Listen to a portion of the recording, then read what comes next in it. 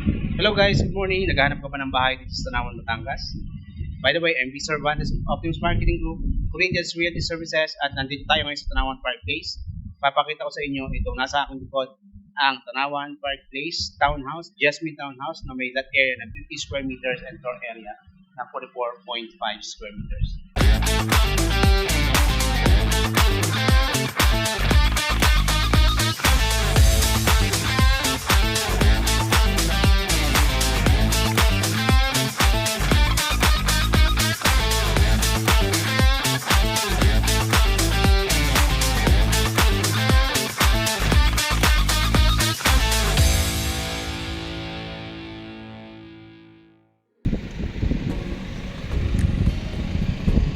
Hello guys, good morning. Ito yung ating Jasmine Townhouse na expanded dito sa Tanawan Park Place, yung ating model unit.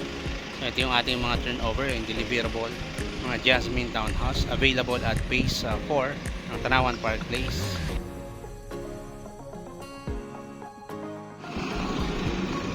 So yan, kahanap ba ito yung ating townhouse deliverable, no? Ito na yung facade niya sa labas, may mga design siya na deca stone. Ayan, ganito ang kulay niya. Sa harap meron ka pang space dito for your carport. Kahit inner unit na kunin mo, meron kang provision for your carport. So sa turnover, ito yung actual turnover natin, naka bare finish yan. May space ka pa sa likod. So ito, naka steel deck na siya.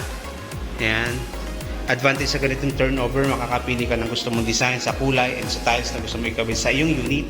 Ito yung ating toilet and bath, naka 4 layer tiles na siya and pwede mong lagyan siya ng ceiling dito. Lagyan mo na lang din enclosure dito sa may shower area, sa may shower head para hindi tumalsik yung tubig kapag naliligo ka. So pwede rin naman kortina, depende sa preference nyo as a buyer, home buyers, homeowners. Dito sa likod may space pa po kayo dito na 2 meters. Ayan, sa likod located yung ating lavatory. Pwede nyo rin lagyan ng i-enclose yung iyong likod na bahay. Mataas po yung ceiling nito, pwede nyo lagyan ng slab dito sa taas, lagyan ng bubong, depende rin sa preference nyo. Ayan, lagyan nyo ng mga built-in cabinet.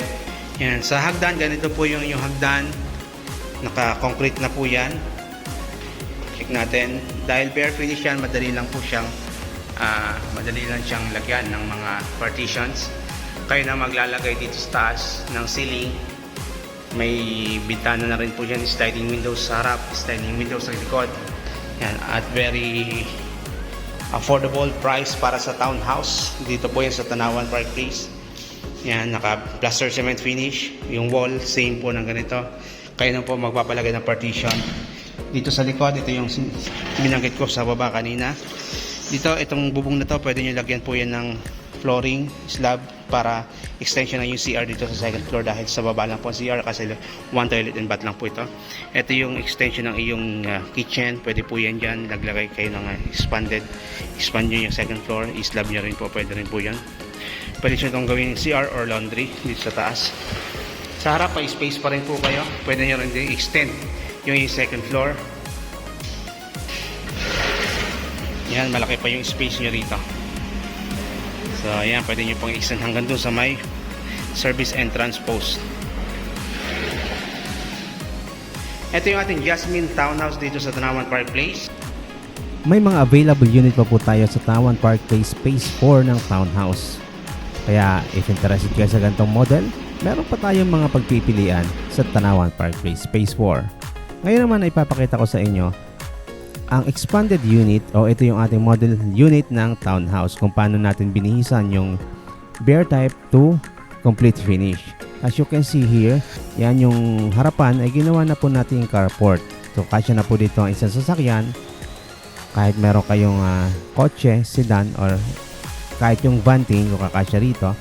And ito naman po yung countertop, yung interior niya.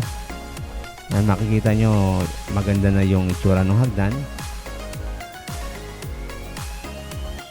Ito yung kitchen. May overhead cabinet na po yan. And ito yung extension sa likod. Hindi pa nga lang siya nilagyan ng extension tong ground floor, pero second floor ay naka-expanded na yung taas at meron siyang balcony. Papakita ko sa inyo mamaya. Ayan, naka salamin na rin siya. Check natin yung second floor.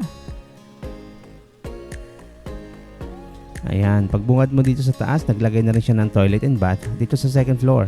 In-extend na yung space niya sa likod, ginawa ng banyo. Nilagay na rin siya ng ceiling. Isa sa makikita mo dito sa townhouse ay minaximize yung space. Ang design na to ay Japanese inspired. Ito yung convertible na room, pwede mo siyang gawing bedroom. Ito yun naman yung master's bedroom. Yan, kita nyo yung ceiling. Ganda ng design. So, minimalist yung kanyang design. And ito yung extension sa harap na balcony. Pero hindi pa niya sinagad yung kanyang property. Pwede ka dito maglagay ng upuan o mini table para if ever na gusto mong humigop ng kape sa umaga, meron kang pupwestuhan. Ito pa yung space na property mo pa rin. So, hindi pa sinagad yung pag-extend dito sa model house. Ayan, ito yung hallway. Ito yung nasa right side. Ito yung convertible to bedroom. And yung isang bedroom pa, total niya is 3 bedrooms. And ito muna yung ating toilet and bath dito sa second floor. Ayan, may shower head na. Ito yung another bedroom. Meron din siyang sliding door papunta sa mini balcony na naka-locate doon sa likod ng property. Ayan, may lanay na po dito. Ideal itong mga gantong extension sa mga perimeter fence para kita nyo pa yung kabila ng inyong property dahil bakod lang yon. So, hindi nakadikit yung bahay sa property line ninyo dahil perimeter na nga siya. So, yan. Ito yung ating Jasmine Townhouse dito sa Tanawan Park Place. Available sa Tanawan Park Place, Phase 4, Barangay Banjo East, Tanawan City, Batangas. If you are interested in this model, please contact the person who shared this video or check nyo yung description ng aming video. May link kaming iniwan dyan para ma-redirect kayo sa aming mga Facebook pages and Messenger at para ma-assist namin kayo sa tripping. So thank you so much for watching. I'm Vic Cervantes of Optimus Marketing Group, Corinthians Realty Services, and thank you so much for watching. See you on our next video. Bye-bye!